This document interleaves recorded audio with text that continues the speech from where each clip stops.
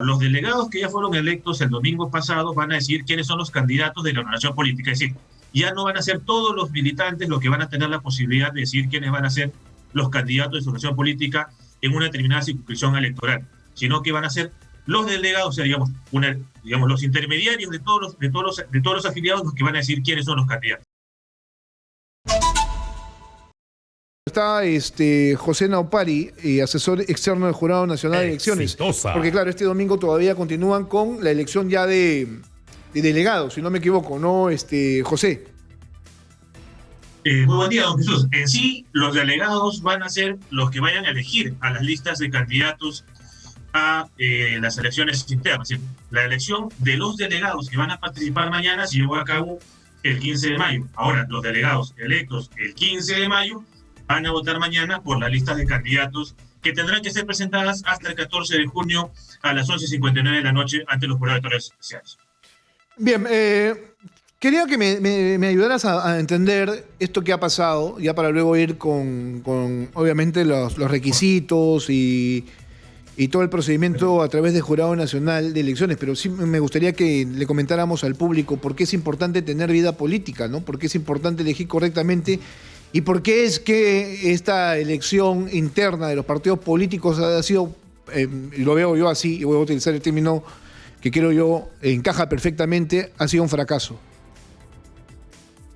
Bueno, lo primero que tendríamos que recordar es que efectivamente las organizaciones políticas, en virtud de lo previsto incluso en la ley, tienen por finalidad erigirse en una plataforma para la formación de la opinión pública, para la formación de la cultura ciudadana. Es la organización política, por ejemplo, en este caso de elecciones internas, la que debe de motivar, incentivar, convocar a su gente a que vaya a votar. Y eso es importante porque si bien es cierto, nuestras autoridades pierden muy rápido la legitimidad democrática durante el ejercicio, la legitimidad democrática de origen es también singularmente relevante. Y creo que el ausentismo que se suele dar no solamente en elecciones internas, sino incluso ya en elecciones de autoridades, refleja o merma en cierta medida la legitimidad democrática de origen, sea de autoridades o sea de candidatos. Por ejemplo, en estas elecciones internas incluso ha habido este problema, ¿no? De una candidatura única, ¿no? Y eso también ha generado cierto fastidio. Tendría que presentarse más de una opción dentro de un propio partido político para tener esa opción, ¿no? Y esa libertad. Sin embargo, todavía tenemos este problema de tener un solo candidato que sea votado. Incluso siendo un único candidato, por ejemplo, como en el caso de Alianza para el Progreso, que su candidato es César Acuña, ¿no es cierto? El señor tampoco es que lo haya tenido tan bien, ¿no? Tanto así que los votos blancos, nulos o viciados le han terminado ganando. Sin embargo, él, pues obviamente, como es una candidatura única, todavía permanece en esta posibilidad. Pero a lo que voy, ¿no? El tema de la inasistencia. Hasta el día lunes, por ejemplo, en el caso, por ejemplo, de algunos partidos representativos como Perú Libre, que es el actual partido de gobierno, ¿no? La inasistencia de sus afiliados era llamativa, ¿no? Solamente habían ido a votar el 6.4%, ¿no? Y este porcentaje creo que a la fecha no ha cambiado. Ojo que estos porcentajes se han ido cambiando conforme se han ido, ¿no? Contabilizando los votos o las actas, ¿no? Entonces, 6.4% de representación del partido de gobierno, además partido de gobierno que está buscando un cambio de la Constitución, pues obviamente te dice de que no representan absolutamente a nadie, ¿no? Ahí hay un trabajo que se tiene que hacer desde las organizaciones políticas, desde la sociedad civil, evidentemente también desde el sistema, para promover justamente una democracia militante, va la redundancia, de parte de los afiliados y de los propios ciudadanos, ¿no? Comprometernos efectivamente en este proceso de elección de autoridades en sus distintas etapas, porque las elecciones internas, al final de cuentas, es un proceso dentro de un proceso más grande llamado proceso de elección de autoridades. Y ciertamente ahí también tendríamos que reflexionar sobre el marco normativo que diseña cada organización política, ¿no? Porque formalmente hablando, la ley no prohíbe la candidatura única.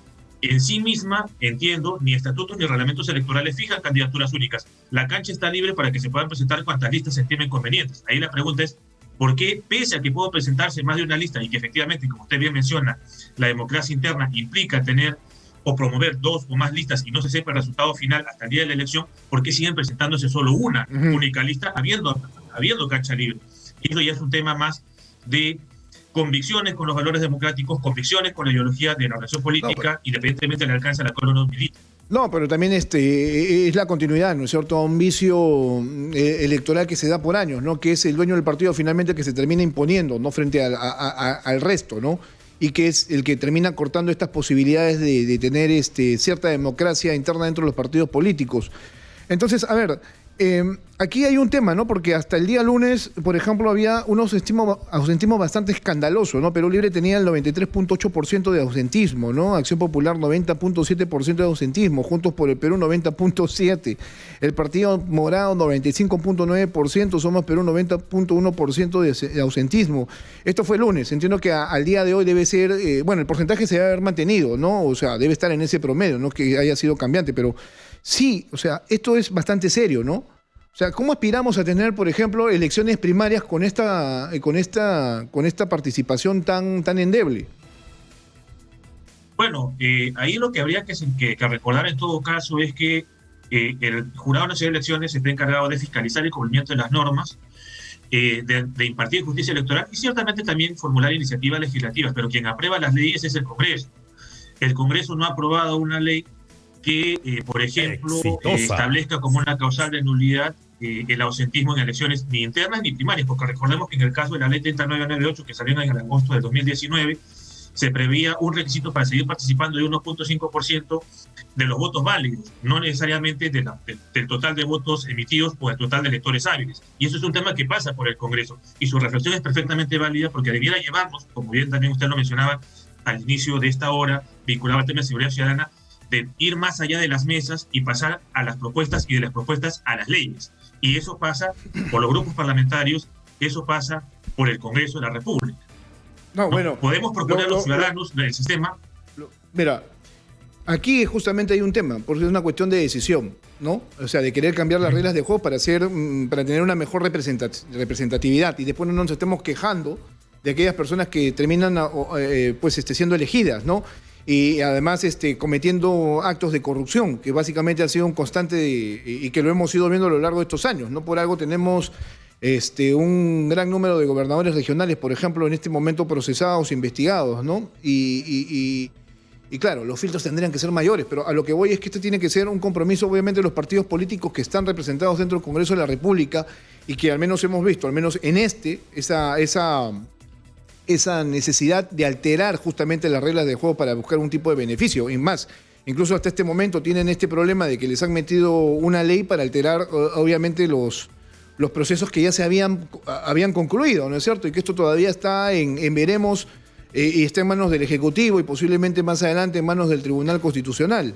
Y que genera, obviamente, ruido cuando se trata de cumplir el cronograma electoral en un proceso que va en desarrollo. Bueno, efectivamente está una autógrafa pendiente o de promulgación o de observación. El plazo vence el 23 de mayo y ya se verá si sale o no sale, cuál sea la decisión del Pleno de Jurados de Elección. Ahora, mañana se eligen delegados, ¿no es cierto? Estos delegados, para que al público le quede claro exactamente qué es lo que van a decidir el día de mañana. Claro, los delegados que ya fueron electos el domingo pasado van a decir quiénes son los candidatos de la organización política. Es decir, ya no van a ser todos los militantes los que van a tener la posibilidad de decir quiénes van a ser los candidatos de su organización política en una determinada circunscripción electoral, sino que van a ser los delegados, o sea, digamos, los intermediarios de todos los afiliados los que van a decir quiénes son los candidatos. Ahora, entiendo yo que se produjeron una serie de problemas, pero esto ya es a nivel de organización y esto le compete obviamente a la OMPE, ¿no? Sin embargo, imagino yo que ya hay una respuesta respecto a esto, porque hubo un congresista que decía, ¿no?, que no se le permitió acceder a votar y que no se le puede negar a nadie el derecho al voto. Sin embargo, estamos en una situación bastante compleja. Y él decía, la ley no puede ser menos, ¿no es cierto?, que una resolución administrativa, ¿no es cierto?, ¿no? Y eso es cierto, ¿no? O sea, la ley siempre está por encima de cualquier otras cosas. Sin embargo, nada es normal desde hace ya bastante tiempo. Entonces ahí que en todo caso recordarles a ellos de que se tienen que cumplir con algunas decisiones tomadas como no solamente este gobierno, sino anteriores gobiernos respecto obviamente a la pandemia. ¿Qué pasa? Bueno, ahí habría que recordar que ningún derecho constitucional es absoluto.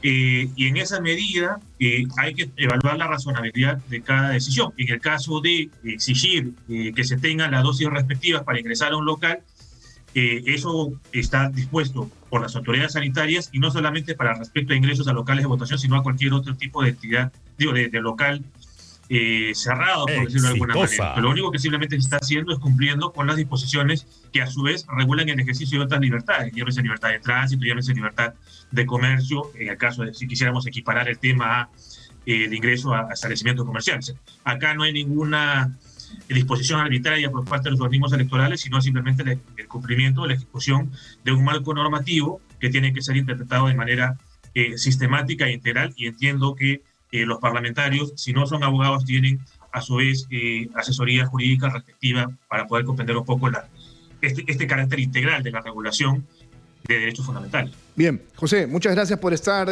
aquí en Exitosa y estamos seguramente con ustedes en los próximos días, porque además ya después de estas elecciones, organización por parte de la OMP, viene ya la etapa del Jurado Nacional de Elecciones, donde se van a ver diferentes tipos de causas, ¿no? Jurados electorales especiales seguramente, y luego ya otras instancias superiores para poder definir candidaturas, porque se pueden presentar incluso hasta tachas, ¿no? Bien, gracias, José.